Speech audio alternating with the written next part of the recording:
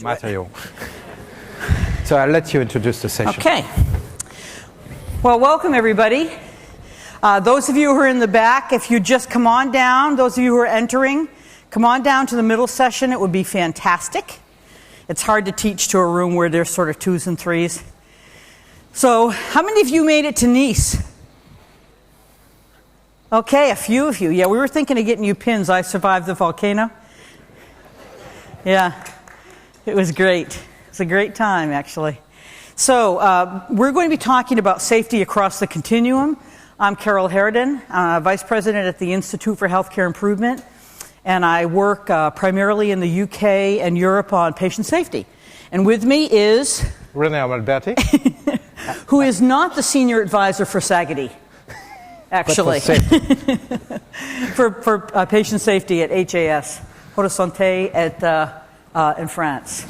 And many of you will have probably done some reading from Rene. It's incredibly enlightened work, and if you haven't, I would suggest you Google him and find some of his work. It's really helpful and amazingly insightful. So, I have to go over here to change the slides, I think. Nope. Nope. The one thing I didn't ask. Do I feel someone's pitter-patter of little feet? Yes. Oh my gosh, that is so easy. Okay.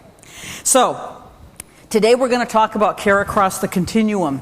And a lot of what we know right now a lot of what we know about patient safety has come from acute care, and it has a lot to do with what we call a person-centered approach.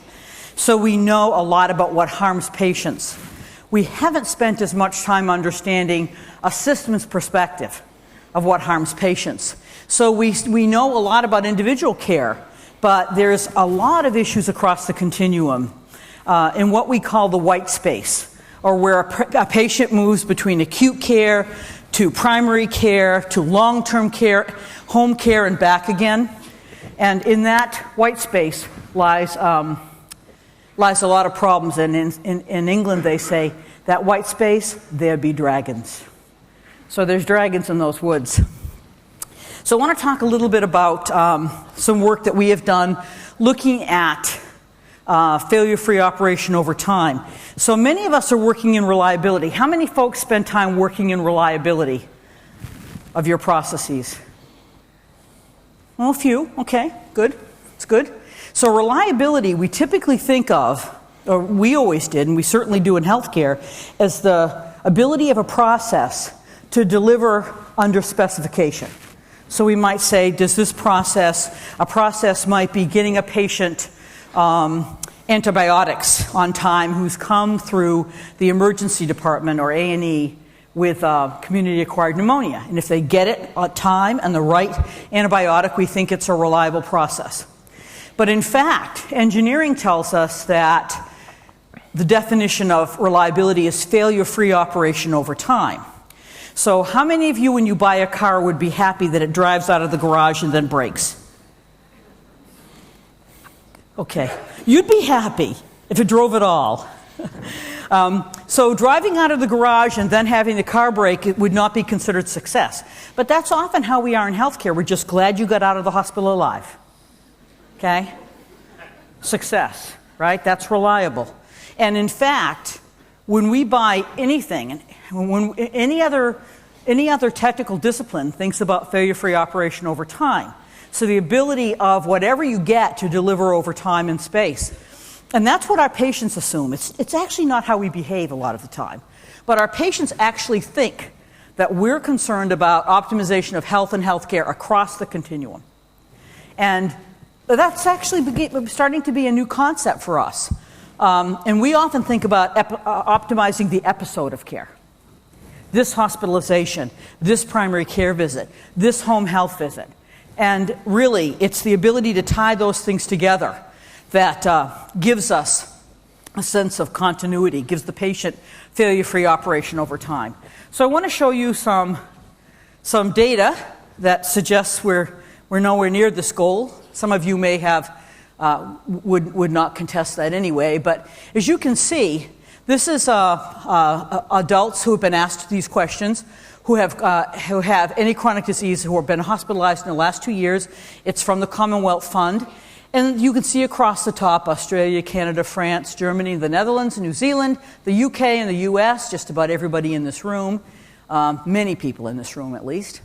So when they asked the patient, did you receive instructions? These people said that we did not receive instructions about symptoms and when to seek further care. 25%, 30, 37, 29, you can see. So would we suggest that we have a failure-free operation over time occurring there? No, because they're not ready to go home. They're not prepared to go home. Did you know who to contact if you had questions about condition or treatment? Did you provide a written plan of care after discharge? Now, so let's contrast this. Many of us say, good people, smart people say, I told them, they just didn't listen. Well, how many of you would that be okay on a plane? The plane's on the wrong course. The pilot had said to the co-pilot the right course, and it was wrong, and we just said, well, he just didn't listen. That's an excuse. We just didn't listen. We insist on readback. We insist on fail-safe. We insist on fail-safe systems. We engage in team training such that people can speak up against an authority gradient, etc. So we often say we did discharge planning. But for any of you who have done this, you know that we often rush in the day they're being discharged and we throw all kinds of interesting knowledge at them. They're anxious. They're worried about themselves. Maybe they're worried about someone who's going to be caring for them. They're worried if they're going to come on time. They're dying to get out of the hospital. And we're now giving them all the information about their medication, what to do at home, what to do about complications. And they're in a pretty heightened anxiety state. And what we know from learning theory is moderate anxiety facilitates learning, but high anxiety blocks learning. And most of these patients are very anxious, so we can assume we've taught them almost nothing. We have shoved a lot of information their way, but to say they learned anything would be difficult. So we know from engineering that when you look at failure-free operation over time in almost any manufacturing, it assumes a bathtub curve. So you think about the y-axis being defects and the x-axis being time. So things fail early out of production. There's a deep slope, then it evens off, then they fail. So industry actually calls those early failures infant mortality. So if a toaster fails early, it's a part of infant mortality, which I think is funny. Because you think of our lifespan, we have a lot of deaths and defects early in life and late in life. And then somewhere there's a slope. The best we can do, everyone's going to die, is make that slope a little longer, but in fact it is going up at some point. So we said, what in healthcare? Is there any process in healthcare that would assume that bathtub curve? And we thought, well, what about readmissions? So we looked at readmissions within 120 days, that's 3 months, it's 4 months actually, unrelated diagnosis. How's that looking for the start of a bathtub curve? Looks pretty good, doesn't it? So I wouldn't say that we've actually got failure-free operation over time when we start to think about, but we say, well, it's unrelated. Well, let's go ahead and look at related diagnosis within 1 month. So there's readmissions within 1 month for related diagnosis. But what is more interesting for me is there's the 2-week appointment line. So you go out, everyone gets a 2-week appointment. How are we doing? If you looked at that, would you say, I think 2 weeks is the right time to give somebody a return appointment? Not really, is it? But historically, that's what we've done, because we never really grasped this data to deeply understand there's a group of patients who probably need to come in tomorrow. There's a group who probably need to come in within a week. And then there's a group who probably don't need to come in at all. But one size fits all, 2 weeks, come on back. So we see a great deal. By the time people have come for the 2-week appointment, they miss it because they've already been readmitted to the hospital. Or, in fact, they've just been discharged from the hospital and they're 2 weeks out yet again. So we chase our tail with this a lot, in part because we really don't graph the data this way, looking at it over time to understand the reliability of our systems. Remember, this is a related diagnosis. So what did we learn? We thought about care over time, safety over time, and in primary care, there's this woman behind me here on this screen that keeps frightening me. I've got to stop looking over there. So we've got this primary care setting, and the kinds of defects we see arise from that are access to care, medication, self-care strategies, missed lab results. Those are defects in primary care. Many of those will send you into the hospital, and you either come through A&E or an emergency department as a direct admit or as a transfer. And what kind of defects do you have in that box called the hospital? And those are variation from best care, medications, procedures, infections, and then you're sent out again. You're sent home, to rehab, to nursing, back to primary care, and these are the defects we see there. So we can map the defects. We can map them right out. So we understand that, in fact, failure-free operation over time is not happening for a great number of our patients. We're good at maximizing or optimizing the episode, but we're not good at looking at it over time. So even if they survive the hospital, if you were to take a look at outpatient readmissions, which are in fact defects from hospitalization, often, not entirely, but often, if you look at related diagnosis they are, you're going to see a whole different picture of defects that you are not going to see in that box called the hospital. So as long as we stay siloed and we continue to look at our defects within our setting, we'll never understand the continuum, or we won't understand really the duty to patients. Now, in the United States, we have very little chance of ever fixing this because we seem to like a siloed system, or our insurance companies do. The only places that can fix this are places like Kaiser Permanente, who own the whole system. But it's interesting. I've lived in the UK for 4 years, just moved back 2 weeks ago.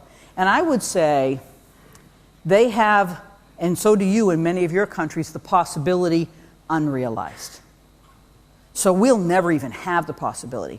So which is worse, never having the possibility or having it and squandering it? So I would say, if you have a system, you are uniquely positioned to understand and fix this problem. I don't know that we'll ever do it. We'll have to do it by silo. But you can do it if you're in a system that covers your patients, that is a true system of care. And I would suggest you do, because it really is very enlightening.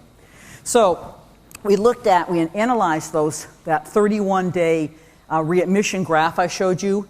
We pulled 100 random charts. It was a total of 244 readmissions, so several people get to come in 1 or 2 or 3 or 4 times. And the charts were reviewed by physicians. We had a standard order sheet. And what they found is that 40% of readmissions had production defects, and I'll talk to you about that. And 50% were deemed preventable. These are people who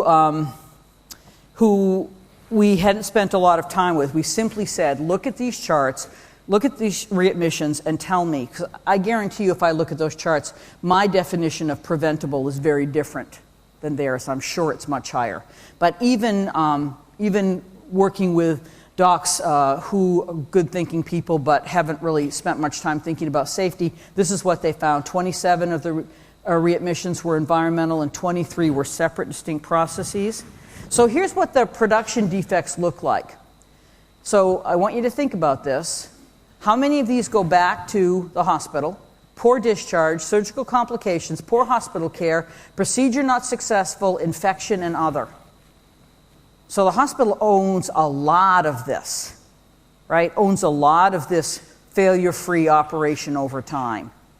So they got out of the hospital alive, but they just turned around and came back in. So then let's look at the kinds of things we found. Just some examples. Big-time anticoagulation issues, discharge planning, long-term care planning, functional status rarely described, so we didn't really know if the patient could take care of themselves at home. 60% had no return appointment scheduled before readmission. So, and the rest had virtually the 2 weeks, which we saw how potent that was.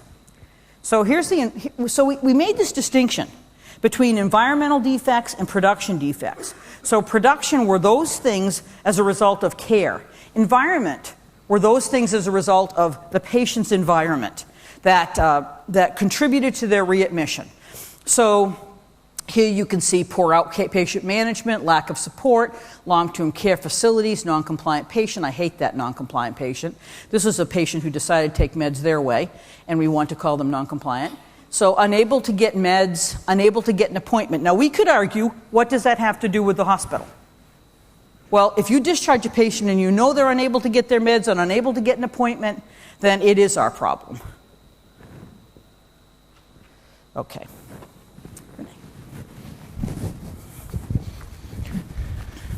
Just maybe to continue on this vision, and before entering the problem of how to really cope with, it's interesting to see that the future is questioning a lot the system and probably amplifying the need for this patient journey orientation of the system.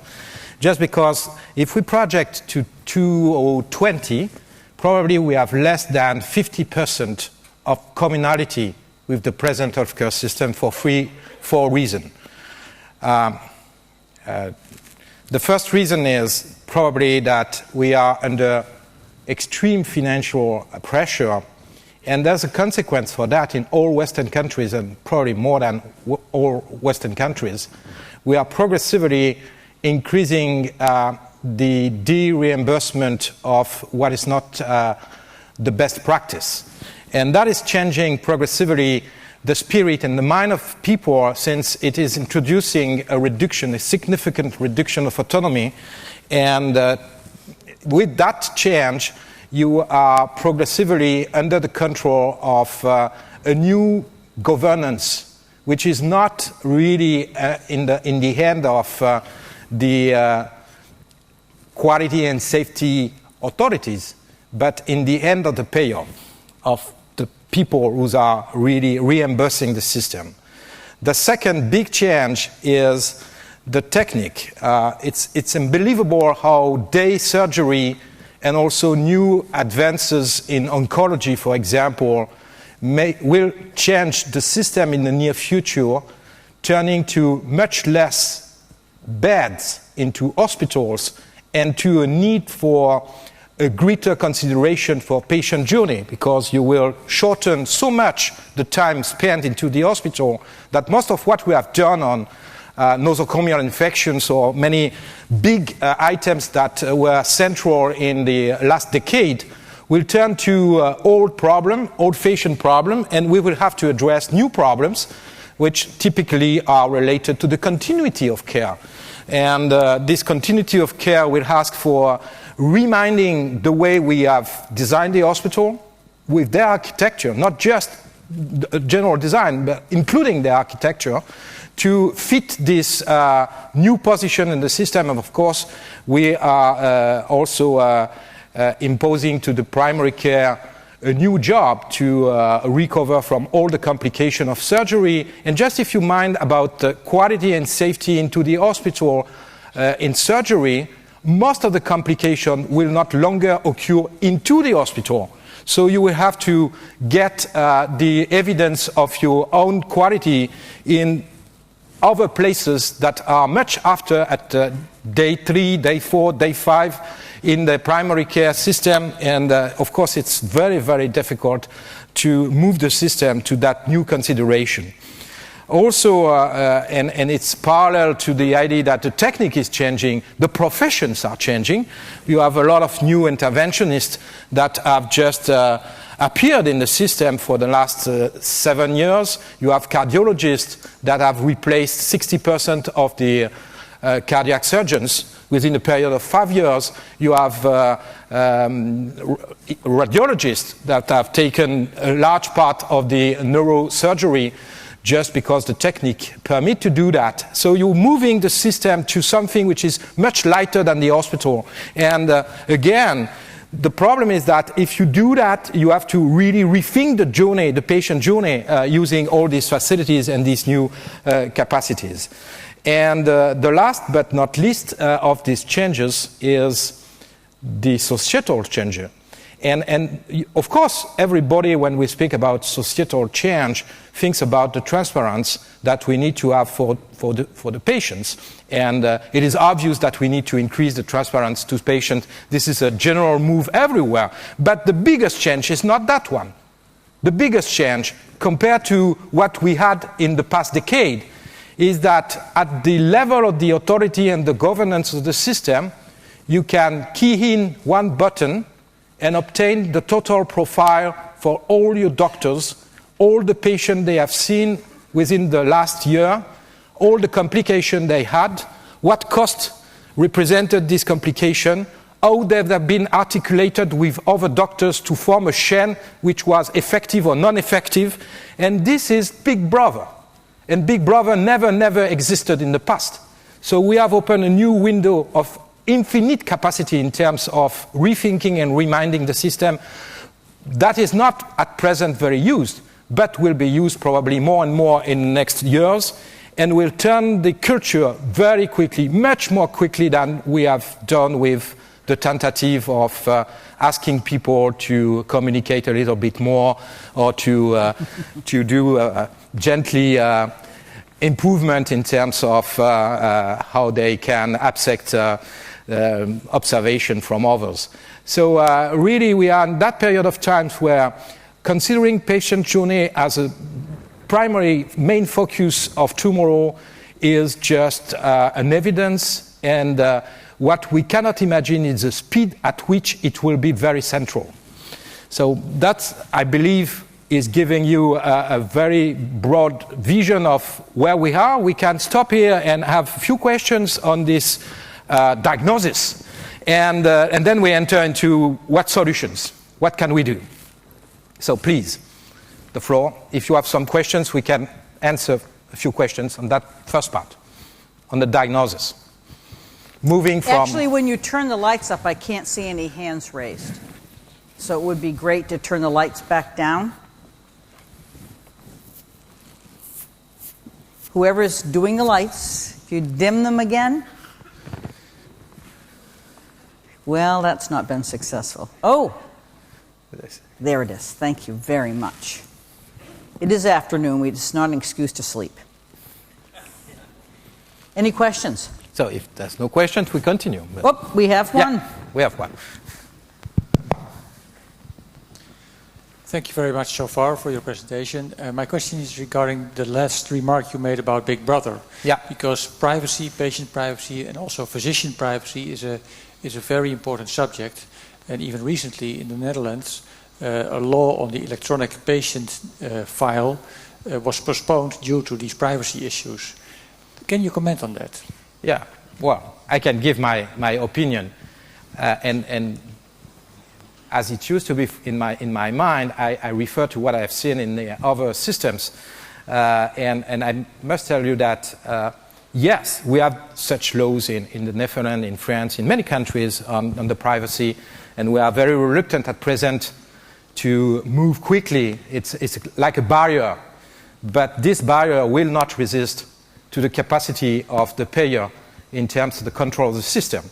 So they will turn the problem not to, they will bypass the problem of privacy, and they will tell you, we don't speak about names of patients, we speak about aggregations of patients. You patients, as a doctor, we don't need to give you the name of each patient, but we can tell you that you have seen 100 patients for BPCO and you have obtained that level of care with that level of complication. You have 20% more hospitalization than the average of the other doctors, and this is too much.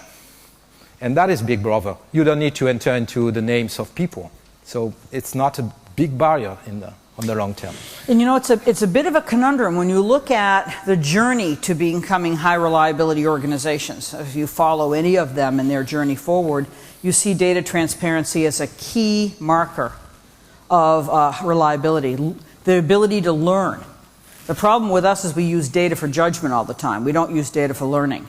So, and even the data that's out there for learning, we actually don't do too much with, to be honest.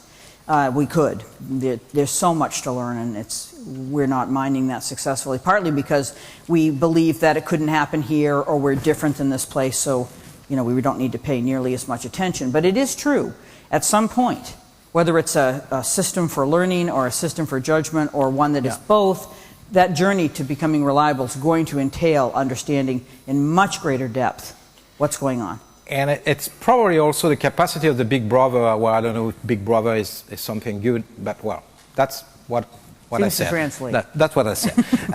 But this capacity is the almost few capacity that we have to follow journeys, because otherwise we are in silos. So each doctor, each nurse is doing and delivering some care, but the accumulation of the care and the consistency of the care along a day, a series of days, a series of months is very hard to capture, except if you abstract this vision from above, which is you enter with the patient into the series of actors who took care of him or her during the few months. So it's not intrinsically totally bad. The problem is that it is a fantastic revolution for us. And again, for example, we spend congresses and congresses speaking about how to gather adverse event. Turn to Big Brother, right. Forget the problem. Forget the discovery problem. Yeah. Now we'll talk about the solution problem. Yeah, that is not under control. Yeah, that's right. That one still eludes us, unfortunately. Okay. So start thinking about questions, because we've got time at the end, and I've already queued up a few with my friends in the audience. I expect questions. Okay. So how do we speed up radical change? Just about everybody wants to know how we speed up change at all, but how do we speed up radical change? And I would say one of the most important things that I just see us erring on all the time is to deeply commit to deeply understanding driving out defects. So I was with a group of CEOs last week, and I was sharing with them a study of harm in their state.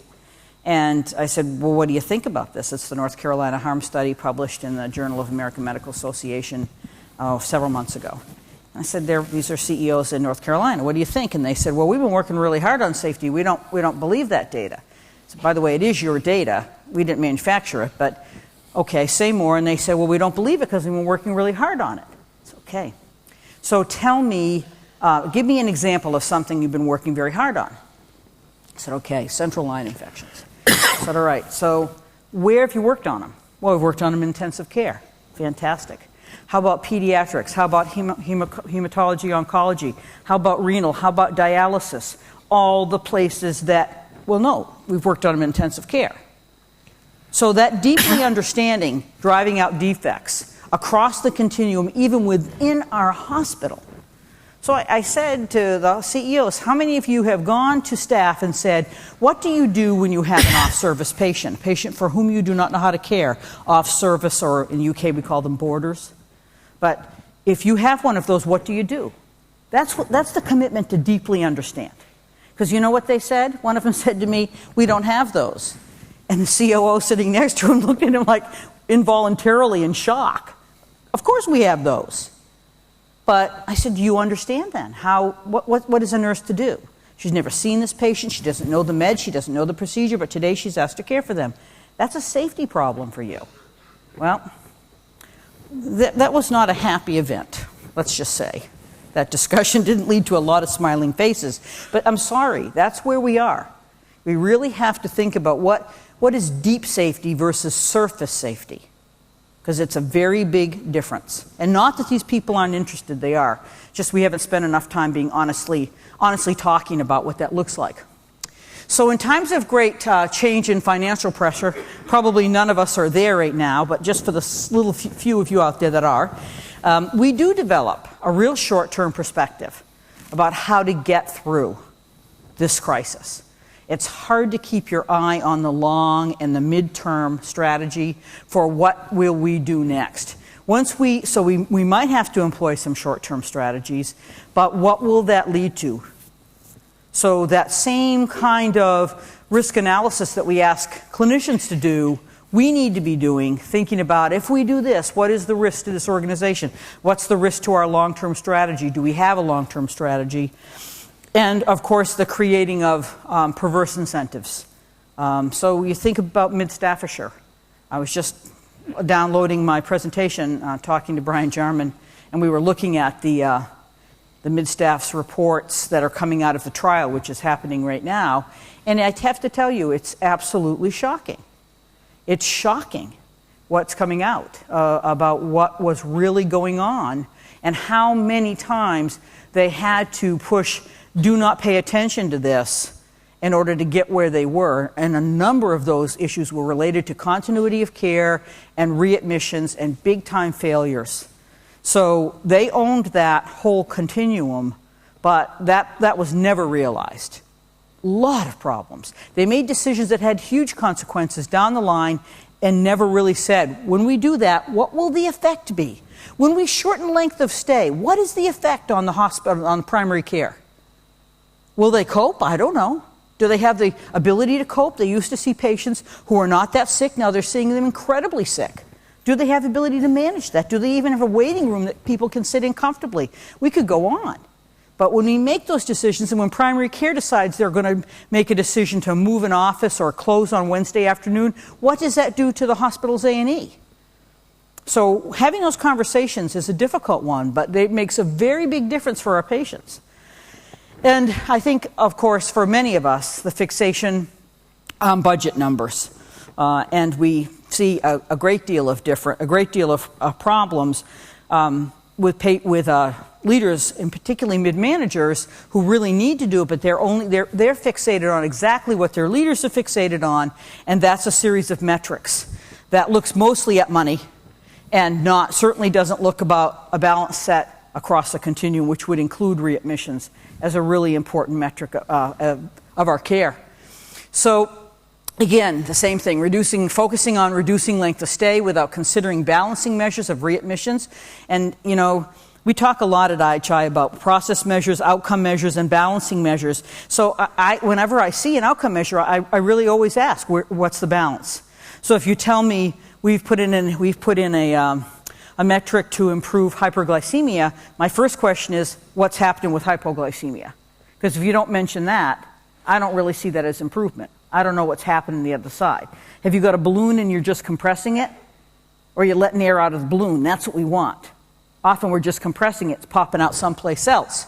And so this whole notion of committing to deeply understanding across the continuum is really critical for us. And multidisciplinary management. Maureen talked about that this morning, about people huddling in the morning. And I have people tell me this all the time.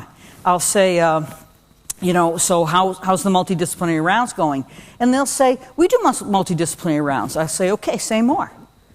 Well, the doc and nurse does it, and then the pharmacy comes up later and reads it and makes their note, and then the nutritionist comes up after that and adds to it. This is not multidisciplinary rounds. This is multidisciplinary charting. There's a difference. Multidisciplinary rounds is where we all share our mental models about what's going on with this patient. And even better, if once a week we invited someone from primary care in to do those rounds with us, you wouldn't believe what you'll learn. It'll shock you. It'll shock them. So often when we did this, we invited a long-term care administrator in to do rounds with us, and she was quite reluctant. She thought, well, what the heck? So we took her around, and we said, well, this patient's going to go in 2 days. And she'd say, not to my facility. And we'd say, well, why not? Because she hasn't got this and she hasn't got that. And then we'd go to the next bed and say, well, she won't be available. She won't be leaving to your facility for 4 days. And she'll say, I could take them tomorrow. So the whole conversation changed of what we learned patients needed, because we want to get them out of the hospital. The hospital is not a safe place to be. I mean, I'd love to see a metric where every day you're in the hospital over what you should be is considered a defect, an adverse event. Because it is not. And if we started doing that, we'd pay a lot more attention to it. So this whole notion of multidisciplinary management, particularly across the continuum, there's so much to learn, and there's a great small test of change to be had by having somebody from primary care or long-term care or home care, come in and make rounds with you. You'll learn so much. So we started working on this tool. It was gratefully funded by the Health Foundation, called a waste identification tool, and I'm just going to share this with you. We've got a white paper up on ihi.org that was posted yesterday, so anyone who wants the particulars of this tool, it's all out there, the tool, how to administer it, the theoretical background, everything. So right now, what we wanted to do is we wanted to identify waste from the perspective of the shop floor. We wanted to engage the frontline staff, we wanted a tool that was simple, and it provided the infrastructure for continuous and deliberate use regarding waste, being able to identify it, and also had to be sensitive to a political and economic environment because they're quite different around the world. So I'm not going to spend too much time, but it has certain modules, ward, patient care, diagnosis, etc. But here's the bulk of it. I hate when people put slides up and say, I know you can't read this, then you say you bloody idiot, why you put it up then? So I will tell you that it gives you examples of waste.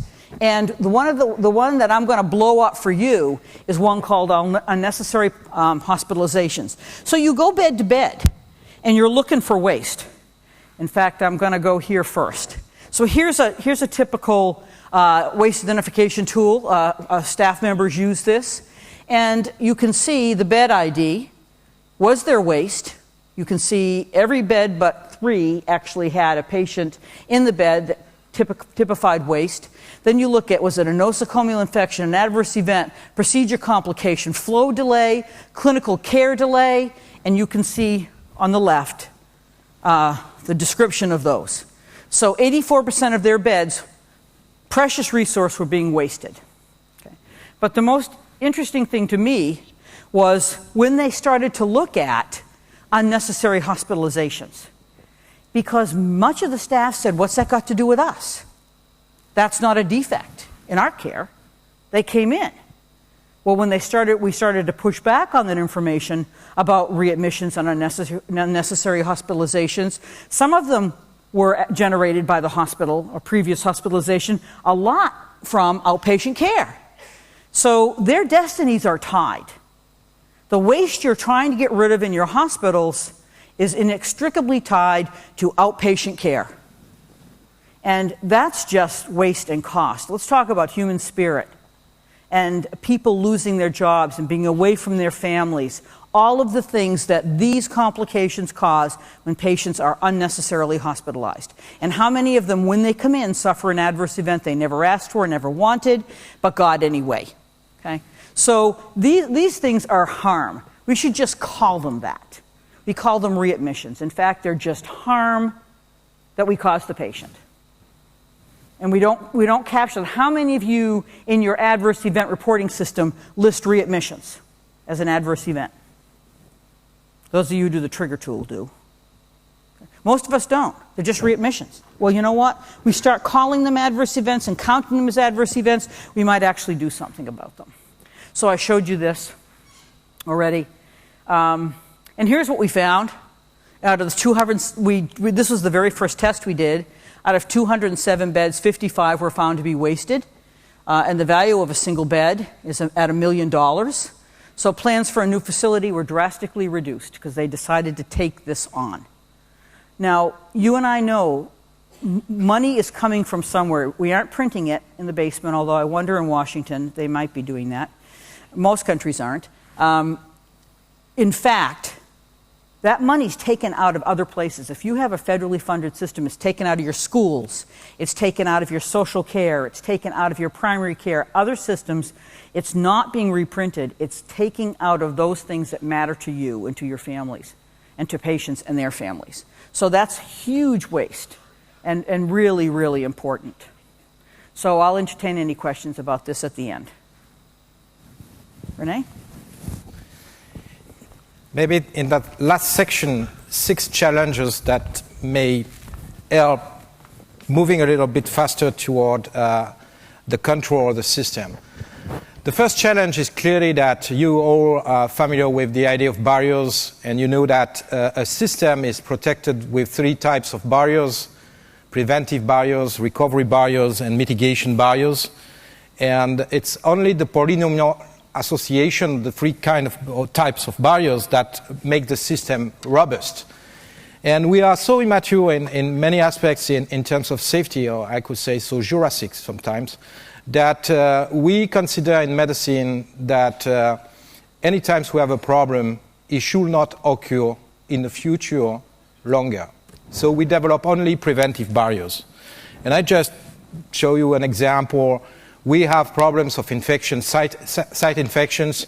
We think that antibiotics will be the solutions for preventing site infections. So we have antibiotic prophylaxis, preventive actions, and we are very happy with that. And then we look at the result. The result is that in almost 50% of the cases, we are not compliant. We are not following, not on time, not the right antibiotics, etc., etc. Who has in this room a plan B for patients for who you have not given the proper dose of antibiotics? Doesn't exist plan B in medicine, because we are so good that we don't need recovery barriers. We don't need mitigation barriers. We have preventive barriers, and that's all. And of course, this is the first very important challenge for the future. The worst hospitals are not those exhibiting the highest rate of adverse event, but those not so efficient in taking care of complication. And this has to be very central in your focus on the patient journey. The problem is not so much to avoid all problems on the patient, because it's impossible in a complex system. The problem is to follow the complication that you have created here and there and be in control of this complication, and not only in your hospital, but in the journey of the patient, which continue in the primary care. The second challenge is the way we are dealing with mortality and morbidity review. It's very new, or it's not so new now, and everywhere in the world we started analyzing the problems with this approach. Very good. But again, what we are doing is very Jurassic. We are focusing on the cause that are related to the problem the minute before or the day before in the same silo of specialty, and this is not answering the control of safety and quality in the patient journey. If you want really to be adapted to what we need, you need to consider the problem much before the entrance into the hospital. So to step back to why this patient has been admitted into your hospital. Maybe it's the problem. It's not the problem in the operating room, but it's a problem of how far you're positioned in your basin of population. You have welcomed this patient, which in many ways was inadapted in terms of disease profile to what you can offer in your hospital. And not only you have to step back as long as possible to the story of the patient before the adverse event, but you have to consider what has been done after the adverse event to control the adverse event.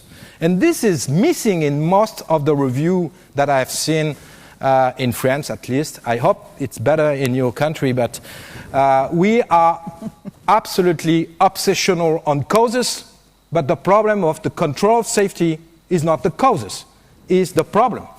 And the problem is the control of the future of the problem, how you can get in control, reduce it, and of course have as little as possible consequences of this problem. The third point is that all the system is under pressure of time. And we have several forces of tempos of times that are continuously shaping the system and the decision-making of all professionals. The patient himself or herself has a tempo in mind and is asking for care in a way that the tempo is part of what he or she can tell the doctor, and this is the first tempo. The second tempo is clearly the tempo of the office or of the hospital. You have many things to do at the same time. You have a pressure in your activity, on your duties, and you are selecting continuously priorities. And this priority selection is not at present very well in control because it's not taught.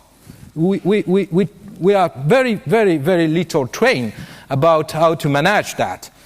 The third tempo is the system tempo, and clearly is a major tempo when you are turning to the patient journey, because the patient is leaving the hospital.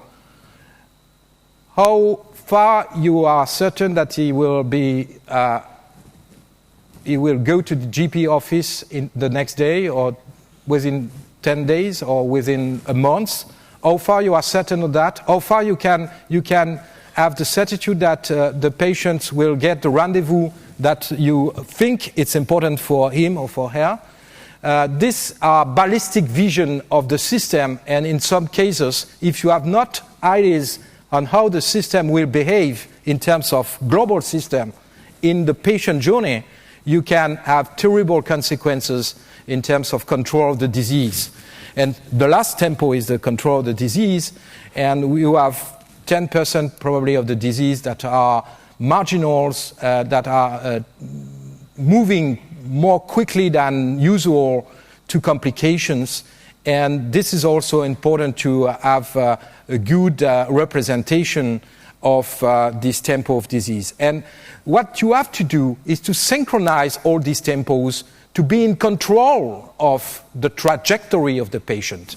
It's like a rendezvous. You have to make a convergence of the different tempos to be at the right time for the right action. And this is clearly something that we are not really in control in our system.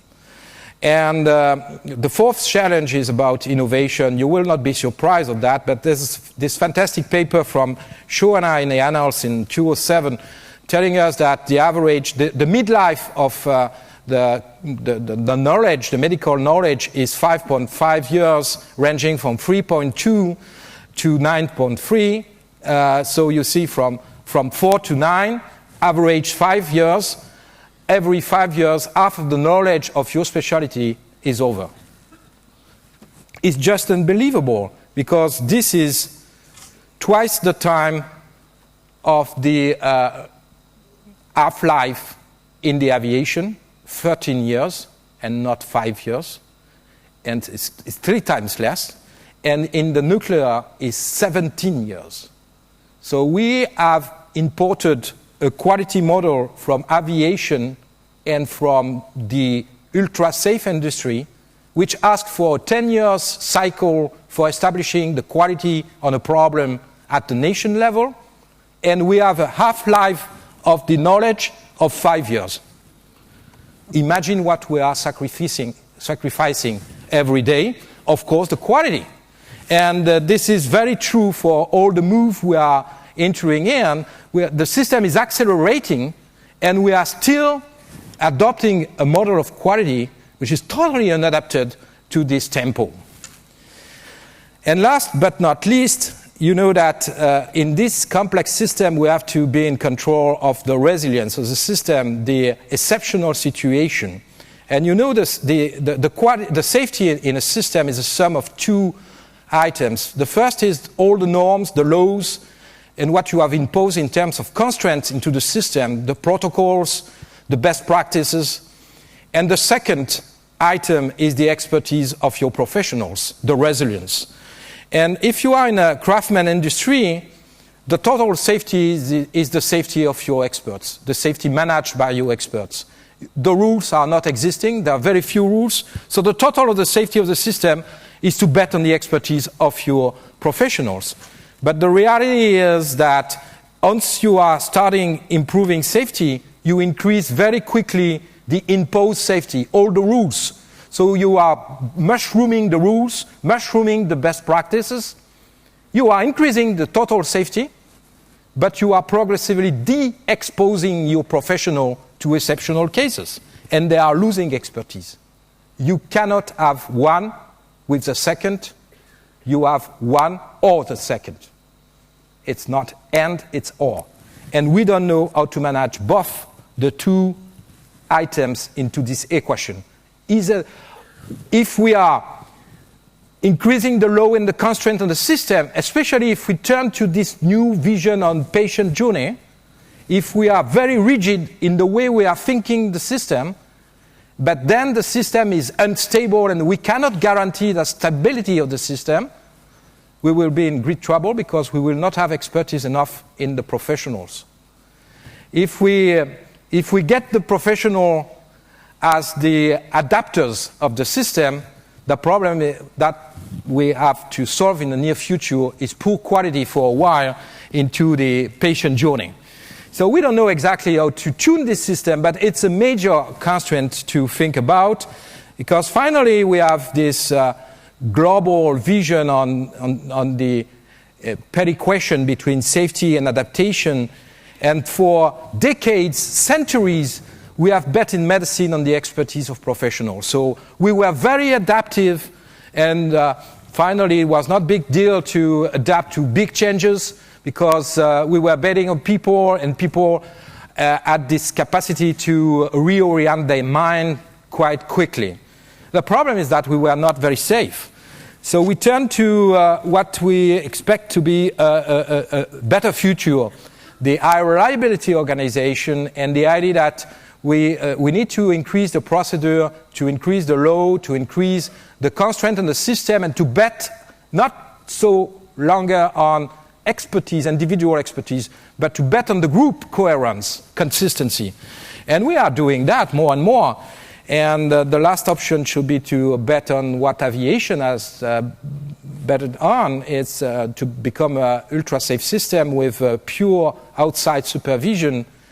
And clearly, we are in the middle of this trajectory. We know that the more we bet on UltraSafe system, the more we are excluding patients because we are excluding the variety of the most difficult and variant patients. And we don't know what to do in the future. We simply don't know. And this is the right moment when we have to make this big revolution we spoke before, moving from the traditional vision of the hospital to something which is much more the trajectory of the patient. It is really a good moment to rethink also what type of medicine and doctors we want behind and professionals. And that's just a big picture, so we can enter in the last part of this presentation into questions and interaction.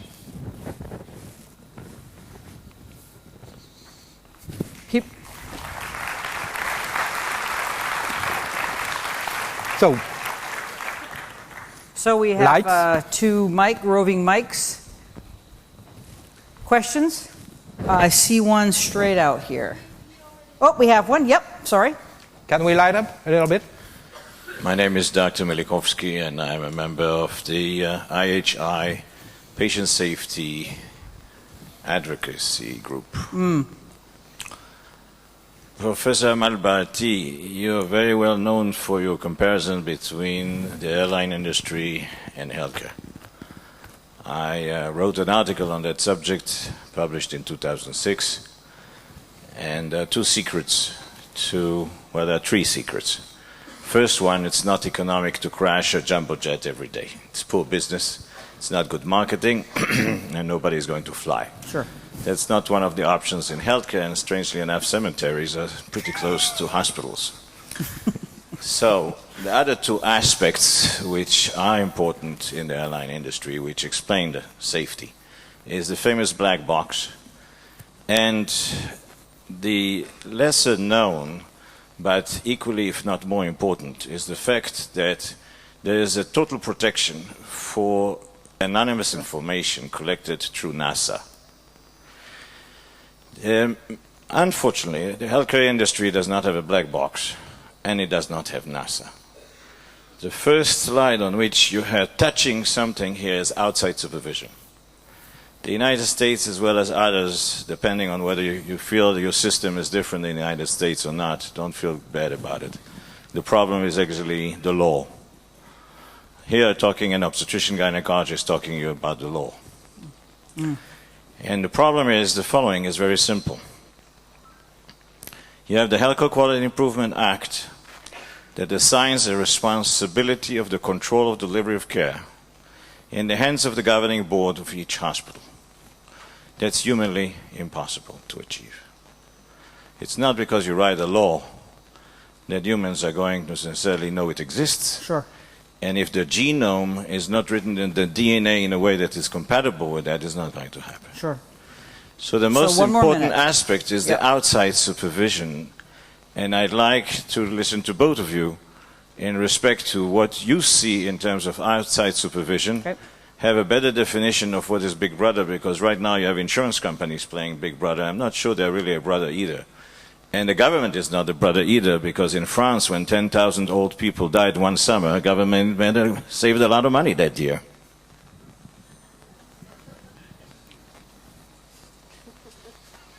I don't know. They don't say their position at the government. That's right. They were looking for jobs. Good remarks. So, outside supervision, question. What do you think? Outside supervision, what I said just before is clearly that we had the capacity today to control the money spent into the system, which is a supervision.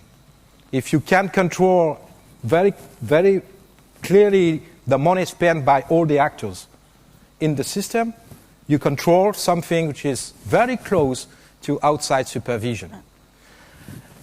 I don't know how far we will use that. It is already used in some aspects. It is.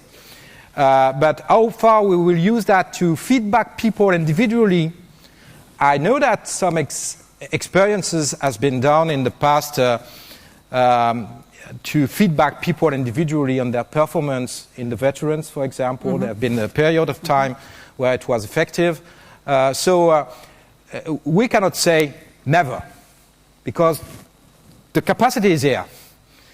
How far it will turn to something positive, I don't know. And how far we need it, I don't know. But the reality is that anytime something is on the table, there's always people trying to use it. That's right. So a lot of this is in our own hands.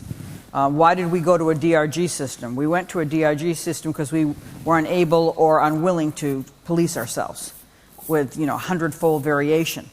And people said that's intolerable. But we were unwilling to do it. And then we cried when the government stepped in, introducing DRGs. And we're going to see similar things. Unless we decide this is a destiny we want to take into our own hands, someone else will do that for us, unquestionably. And we have not shown a great deal of will for it so far. So I'm hopeful, but if history is any predictor, we have a long, long way to go. How about questions? I heard did someone in the center here? Yeah, in the center. If you, yeah, here.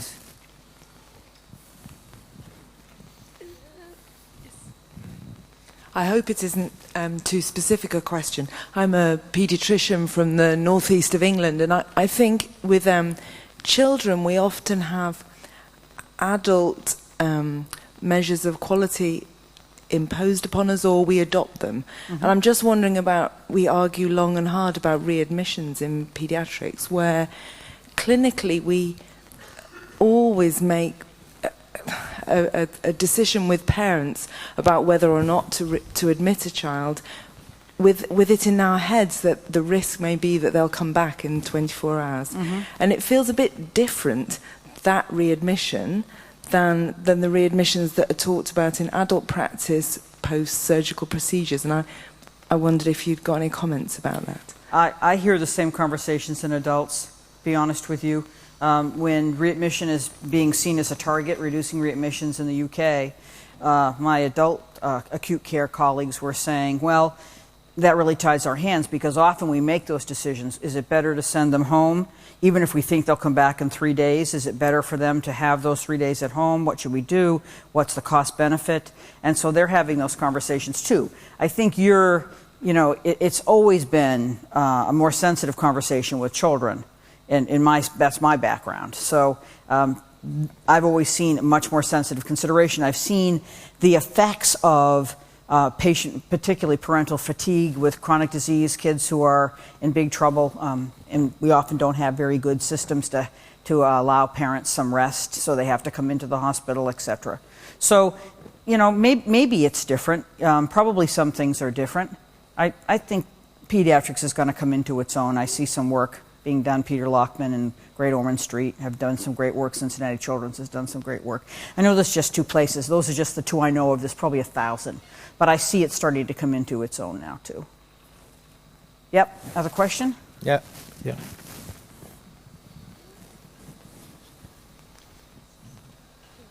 Hello, my name's Jane Sandler. I'm a patient safety researcher from London. I have a short question. And you said something that the more we move to an UltraSafe system, the more we exclude patients. And that really worries me. And I was puzzling over what's going on there. So maybe you could explain that more. It's just an evidence.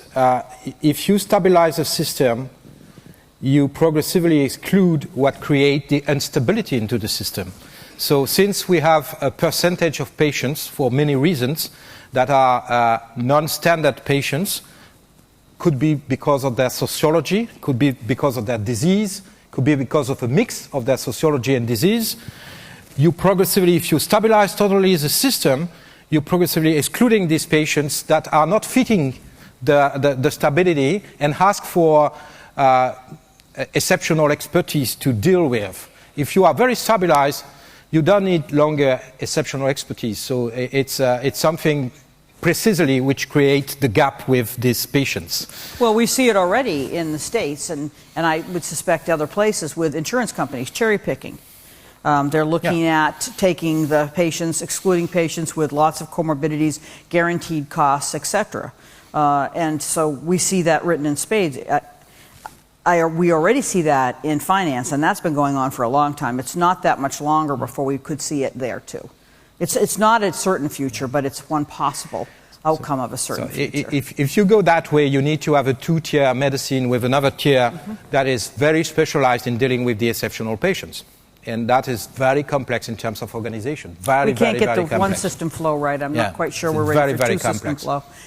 Anybody else? Yeah. Hi, Andrew Rochefort. I'm a physician in East London in the UK. You talked very early on about the access to healthcare being a problem, and also the pace of change and the changes we face in the next 10 years. One of the problems we have, particularly in socially deprived areas, is the branding of hospitals, and they are the default position for healthcare. Do you think we have time to rebrand hospitals to meet the societal changes that you talked about? You know, it's so interesting because when I moved to the UK, it was really surprising to me the overuse of A&E. I had just decided, like most Americans, because you have such a better primary care system than we do, that people just wouldn't use the A&E unless they needed to. That was a bad surprise because they use it very much like Americans do, even though they do have much better primary care and access to primary care. I think my question is, has there been a proper diagnosis of the problem? Is it an access problem? Is it a behavior problem? Is it I want to get it fixed today problem? I know people have looked at it. I'm just not sure what drives the behavior, so the solution's hard to know. Would having greater clinic hours take care of that? If you had an when I was vice president of a system, we used to see this onslaught of children Sunday night because parents had to go to work on Monday. So you see a lot of kids coming through the A&E Sunday night. And we finally opened a clinic outside the A&E, just rooms next to the A&E, where we said this is an appropriate place for your child to go. And 90% of them were happy to go there. But when they didn't have that access, they used the A&E. They had to have that access, and they had it right there. And the wait was much shorter. We couldn't deny them the A&E, but we could certainly say, you're going to get home faster with as good a care if you use this clinic system. So we had to develop a system to respond to that. But we had to study why people did it. And we understood it, and then we solved that particular problem. That's a small problem compared to what you're talking about, but really, really important. Do you think you know why people do it? Is it an access problem?